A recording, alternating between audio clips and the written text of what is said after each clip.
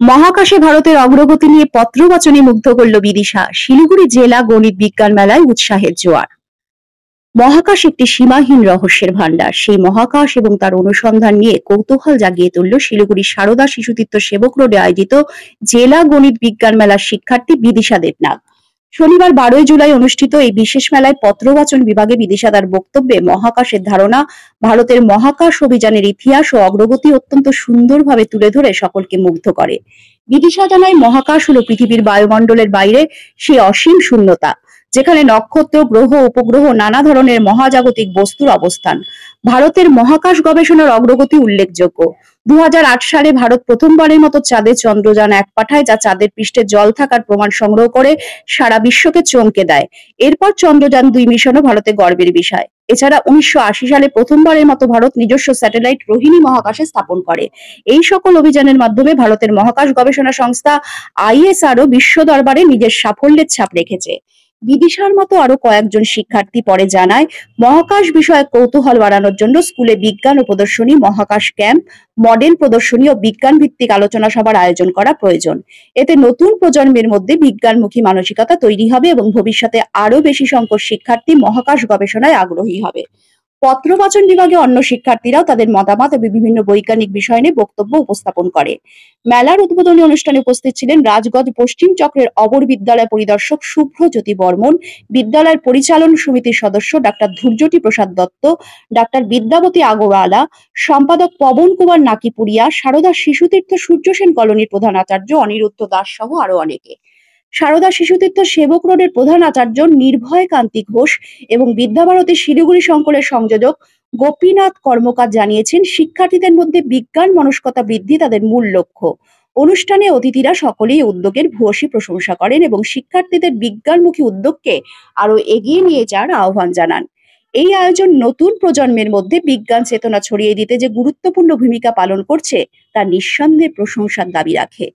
নমস্কার, এখানে উপস্থিত সকল আচার্য, আচার্যা এবং বিচারক মহাশয়, আজ এই বিজ্ঞান পত্রবাচনে আমার উপস্থাপনার বিষয় হলো মহাকাশ অনুসন্ধানে ভারতের অগ্রগতি। নেক্সট, প্রথমে আমরা জেনে নেব মহাকাশ কি। আকাশের পর সীমাহীন যে এলাকা, তাই হলো মহাকাশ। এই মহাকাশ সম্বন্ধে বিশ্বের নানা দেশই নানা তথ্য সংগ্রহ করার চেষ্টা করছে, তার মধ্যে ভারত হলো অন্যতম। কখনো সে মহাকাশে পাঠিয়েছে চন্দ্রযান, কখনো পাঠিয়েছে উপগ্রহ। তেমনই একটি বিখ্যাত উপগ্রহ হলো আর্যভট্ট, যা 1975 সালে সোভিয়েত ইউনিয়নের সহায়তায় প্রথম উৎক্ষেপণ করা হয়েছিল। একটু একটু করে চলতে চলতে ভারত আজ পৌঁছে গিয়েছে এক বিরাট সাফল্যের দিকে। ভারত আজ বিশ্বের দ্বিতীয়তম স্থান অর্জন করেছে এই মহাকাশ গবেষণায়। নেক্সট, এখন আমরা জেনে নেব প্রাচীনকালে এই মহাকাশ বিজ্ঞানের অগ্রগতি কতটা হয়েছিল। প্রাচীনকাল থেকে এই মহাকাশ বিজ্ঞানের প্রতি বা জ্যোতির্বিজ্ঞানের প্রতি মানুষের টান ছিল প্রচুর। প্রাচীনকালেও নানা গবেষক এই মহাকাশ বিজ্ঞান নিয়ে নানা গবেষণা করে গিয়েছেন। তাদের মধ্যে অন্যতম একজন হলেন আর্যভট্ট। তিনি ছিলেন গুপ্ত যুগের একজন বিখ্যাত জ্যোতির্বিদ। তিনি পৃথিবীর নানা সম্বন্ধে আমাদেরকে নানা তথ্য দিয়ে গিয়েছেন। এছাড়াও তিনি সৌর ও চন্দ্র গ্রহণেরও কথা আমাদেরকে বলে গিয়েছেন। এরপরে আসছি বরাহমিহিরের কথায়। বরাহমিহির হলেন আর্যভট্টের পরবর্তী সময়কার বিজ্ঞানী। তিনি মূলত আর্যভট্টের থেকেই অনুপ্রাণিত হয়েছিলেন। তিনি বৃষ্টির পূর্বাভাস, তার আগাম লক্ষণ ইত্যাদি নিয়ে আমাদের নানা তথ্য দিয়ে গিয়েছেন। নেক্সট, প্রাচীনকালের কথা তো কিছুটা জানলাম, এবার আসছি আধুনিক মহাকাশ বিজ্ঞান সম্বন্ধে। আধুনিক মহাকাশ বিজ্ঞান কথাটা তুললে প্রথম যেই নামটা মাথায় আসে সেটা হচ্ছে ইসরো। ইসরো, এই নামটা কত ছোট, তাই না? কিন্তু এর পেছনকার গৌরবময় ইতিহাস এবং বিজয়পূর্ণ অভিযান কোনোটিই কিন্তু কম নয়। ইসরোর পুরো নাম হচ্ছে ইন্ডিয়ান স্পেস রিসার্চ অর্গানাইজেশন। এটি 1969 সালের 15ই আগস্ট স্থাপিত হয়েছিল। এটি স্থাপনের মূল উদ্যোক্তাই হলেন ডক্টর বিক্রম সারাভাই। তো এখন আমরা ডক্টর বিক্রম সারাভাইয়ের সম্বন্ধে কিছু কথা জেনে নেব। ডক্টর বিক্রম সারাভাই হলেন এই ইসরো প্রতিষ্ঠার মূল উদ্যোক্তা। তাকে ভারতীয় মহাকাশ বিজ্ঞানের জনক হিসেবেও ধরা হয়ে থাকে। তিনি 1962 খ্রিস্টাব্দে জওহরলাল নেহরুর সঙ্গে পরামর্শ করে এইসব কার্যক্রম শুরু করেছিলেন। নেক্সট, ভারত যে মহাকাশে শুধুমাত্র উপগ্রহ উৎক্ষেপণ করেছে তা কিন্তু নয়, নানা মিশনে অংশগ্রহণ করেছে নানা সময়। তেমনই একটি বিশেষ গুরুত্বপূর্ণ মিশন হচ্ছে চন্দ্র বিজয় অভিযান। এটির এখনো পর্যন্ত 3টি পর্যায় এসেছে, পরবর্তীতে আরেকটি আসতে পারে। সেই 3টি পর্যায় হলো চন্দ্রযান 1, চন্দ্রযান 2 এবং চন্দ্রযান 3। নেক্সট, প্রথমে আসছি চন্দ্রযান 1-এর কথায়। এটি ভারতের প্রথম চন্দ্র মিশন। এটি উৎক্ষেপণ করা হয়েছিল 2008 সালের 22শে অক্টোবর শ্রীহরিকোটায় সতীশ ধাওয়ান মহাকাশ গবেষণা কেন্দ্র থেকে। এটির উৎক্ষেপণের পেছনে মূল উদ্দেশ্য ছিল চাঁদের মাটিতে একটি প্রভাবক প্রেরণ করা এবং চাঁদের মাটির রসায়ন সম্বন্ধে নানা তথ্য খুঁজে বার করা। এটির একটি বিশেষ বৈশিষ্ট্য হলো এটিতে 11টি যন্ত্র ব্যবহার করা হয়েছে, যার মধ্যে 5টি যন্ত্র ছিল ভারতের, এবং এটি একটি বিশেষ সফলতা অর্জন করে। এটি চাঁদের মাটিতে জলের অণু শনাক্ত করেছিল। নেক্সট, এবার আসছি চন্দ্রযান 2-এর কথায়। চন্দ্রযান 2 হলো ভারতের দ্বিতীয় চন্দ্র মিশন। এটি উৎক্ষেপণ করা হয়েছিল 2019 সালের 22শে জুলাই শ্রীহরিকোটায় সতীশ ধাওয়ান মহাকাশ গবেষণা কেন্দ্র থেকে। এটি উৎক্ষেপণের প্রধান উদ্দেশ্য ছিল চাঁদের মাটিতে একটি নরম ল্যান্ডিং করা এবং চাঁদের দক্ষিণ মেরু সম্বন্ধে নানা তথ্য খুঁজে বার করা। এবং এটির একটি বিশেষ বৈশিষ্ট্য হলো এটিতে উন্নত প্রযুক্তির ল্যান্ডার, রোভার এবং অরবিটার ব্যবহার করা হয়েছিল, কিন্তু এটি বিশেষ সফলতা অর্জন করতে পারেনি। মহাকাশে যাওয়ার পর ল্যান্ডারটি নিজের যোগাযোগ ব্যবস্থা হারিয়ে ফেলে। নেক্সট, চন্দ্রযান 2 সফল হয়নি তো কি হয়েছে? ভারত কিন্তু তখনও থেমে থাকেনি। পরবর্তীতে লঞ্চ করেছে চন্দ্রযান 3। এটি উৎক্ষেপণ করা হয়েছিল 2023 সালের 14 জুলাই শ্রীহরিকোটায় সতীশ ধাওয়ান মহাকাশ গবেষণা কেন্দ্র থেকে। এটি উৎক্ষেপণের প্রধান উদ্দেশ্য ছিল চাঁদের মাটিতে নরম অবতরণ করা এবং চাঁদের মাটিতে রোভারের চলাচল প্রদর্শন করা। এটির একটি বিশেষ বৈশিষ্ট্য হলো এটিতে প্রোপালশন মডিউল, ল্যান্ডার মডিউল এবং রোভার ছিল। এটি একটি বিশেষ সফলতা অর্জন করে। এটি চাঁদের দক্ষিণ মেরুতে, যেটিকে অন্ধকার মেরু বলা হয়ে থাকে, সেটিতে প্রথম অবতরণ করেছে। আমি এখানে চন্দ্রযান 3-এর একটি মডেল তৈরি করেছি। এটা কিছুটা চন্দ্রযান 3-এর মতো দেখতে। এই চন্দ্রযান 3-এর নিচের অংশকে বলা হয় ফার্স্ট স্টেজ, এই অংশে থাকে রকেট বুস্টার, এই অংশটাকে বলা হয় সেকেন্ড স্টেজ, এই অংশে থাকে নানা ক্রায়োজেনিক ইঞ্জিন এবং এই অংশে থাকে ল্যান্ডার মডিউল।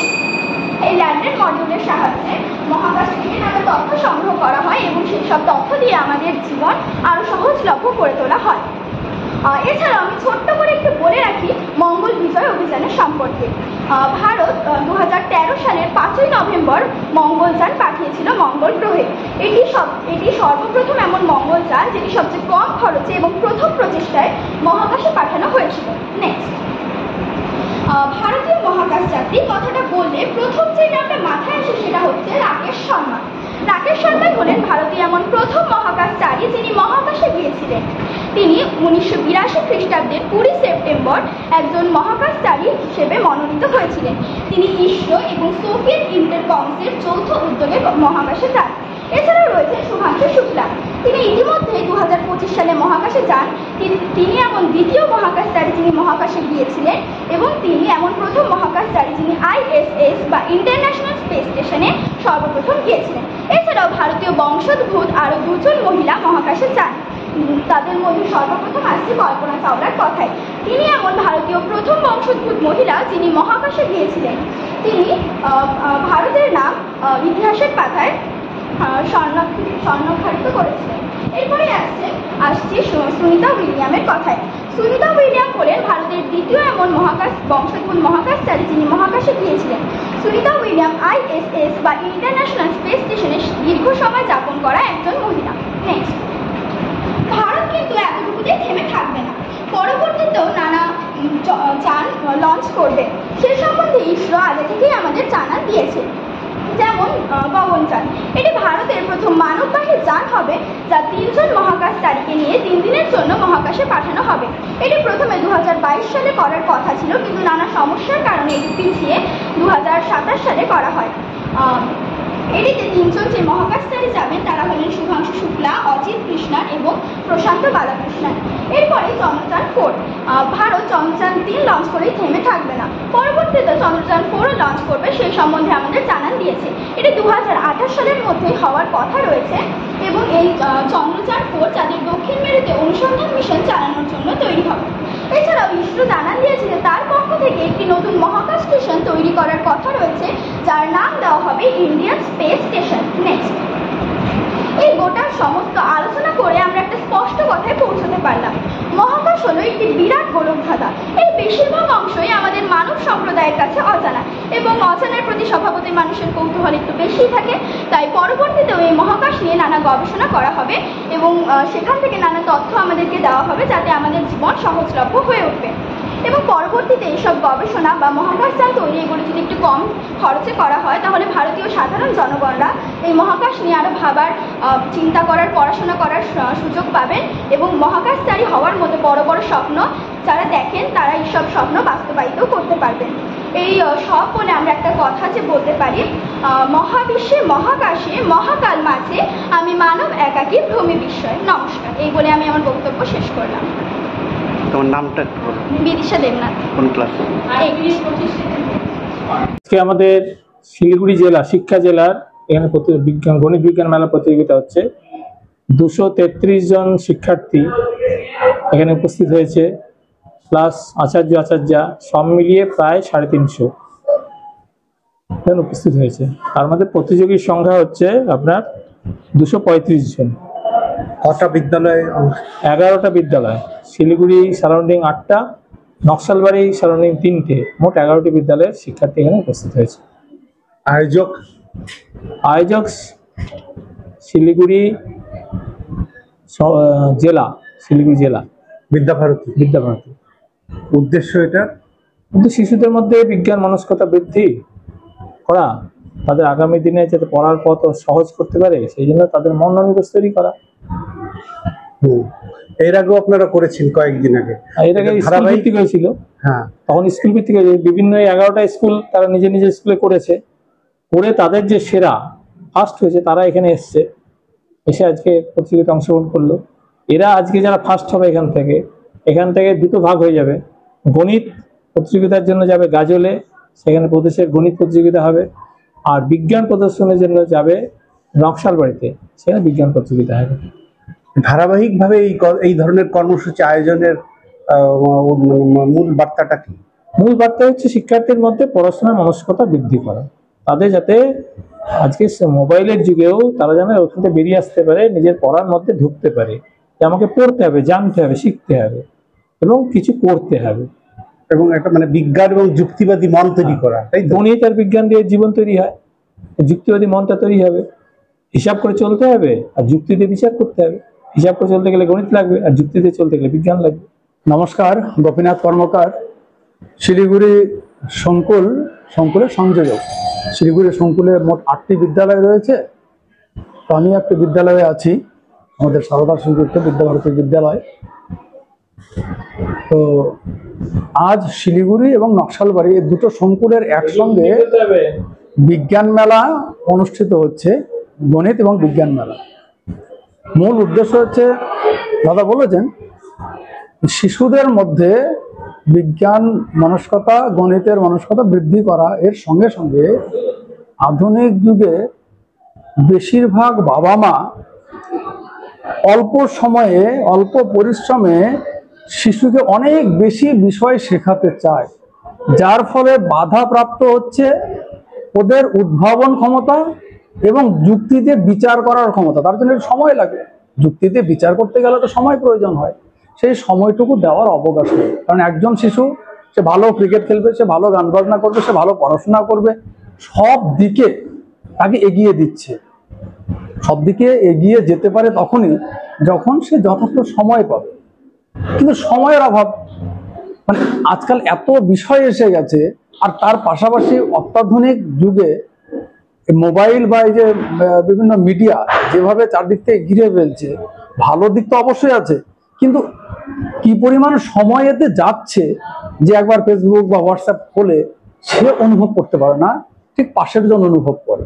তো সেখান থেকে বেরিয়ে এসে কি করে শিক্ষামূলক বিষয়ের সঙ্গে ওতপ্রোতভাবে জড়িয়ে থেকে নিজেকে তৈরি করবে, নিজেকে বিকশিত করবে, নিজের অন্তর্নিহিত গুণের বিকাশ ঘটাবে, তার একটা প্রয়াস আমরা করছি এবং এটা প্রত্যেক বছরই হয়।